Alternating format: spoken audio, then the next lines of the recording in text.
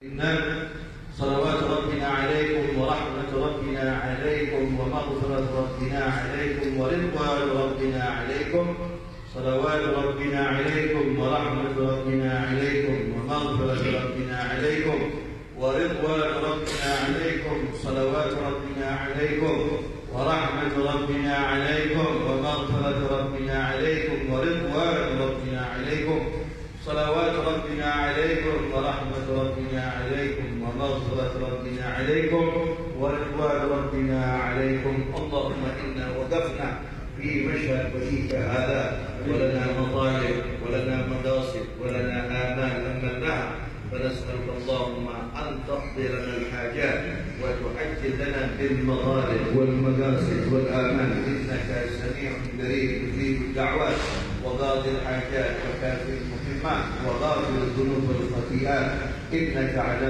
كل شيء قدير. نوينا هذه الزيارة لما نوى أهلنا وأسلافنا وآباؤنا الصالحون في زيارة الأولياء والصالحين، أن الله يدخل نياتنا في نياتهم وأعمالنا في أعمالهم وأخلاقنا في أخلاقهم وحاجاتنا في حاجاتهم على هذه النية وعلى كل نية صالحة جامعة شاملة من خيرات الدنيا والآخرة، وإلى حضرة النبي محمد صلى الله عليه وسلم بسر الفاتحة. الحمد لله رب العالمين الرحمن الرحيم مالك يوم الدين، إياك نعبد وإياك نستعين اهدنا الصراط المستقيم صراط الذين أنعمت عليهم غير المغضوب عليهم ولا الضالين.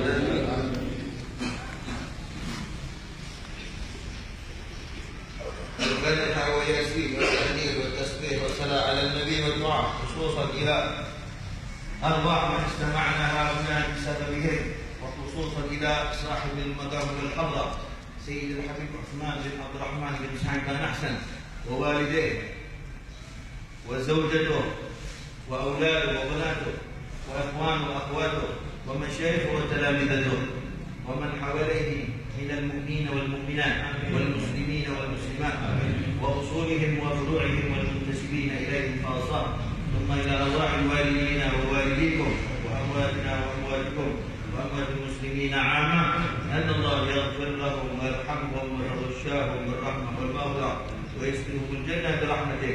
وإلى ketahuilah setiap orang yang datang, jangankan kepada mereka orang yang saleh, ziarah kepada orang awam, mereka mendengar, mereka melihat, mereka mendengar.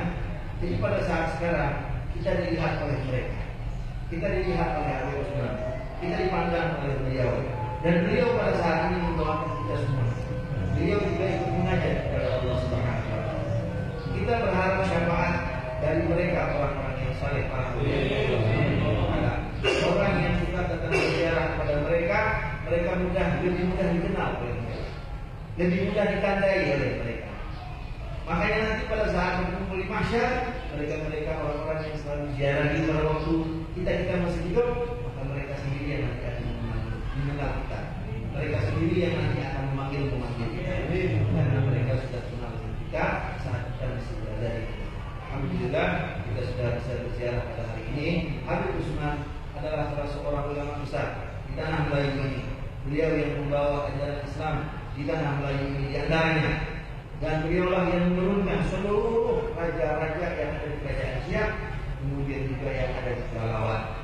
Jadi beliau inilah, kalau tidak ada beliau, tidak ada Sultan Syarif Hasim, tidak ada Sultan Syarif Hasim, dan semua sultan-sultan yang ada di Siak dan di Pelalawan, tidak ada semuanya itu. Beliau inilah yang datang ke sini, beliau datang ke sini membawa ajaran agama, beliau ke sini datang membawa sunnah Nabi, beliau datang ke sini menikah dengan orang setempat, dengan orang yang ada di sini. Nah, itulah yang menurunkan seluruh raja-raja yang ada di Siak. Jadi beliau justru yang lebih patut pertama sekali diziarahi sebelum yang lainnya. Nah, kalau beliau ini wafatnya nggak tahu berapa sih, jadi mungkin sekitar 300 tahun yang lalu lah, lebih kurang itu atau kurang lebih sedikit lah. Dan beliau ini wakila ada yang mengatakan beliau adalah muridnya Habib Abdullah bin Ali Al-Haddad, ada yang mengatakan beliau adalah muridnya Habib Abdullah Al-Haddad, ada yang mengatakan cucu. Tapi kalau dilihat dari pada tahunnya, mungkin sekali beliau adalah muridnya Habib Abdullah bin Ali Al-Haddad.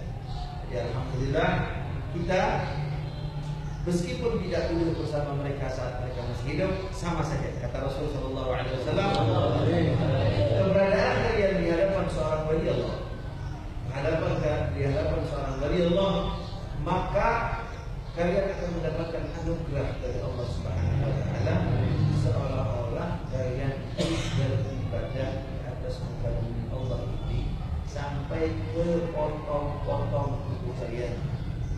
Ditanya, ya Rasulullah, apakah berjumpa dengan mereka saat hidup? Tidak, baik mereka masih hidup maupun mereka sudah meninggal dunia.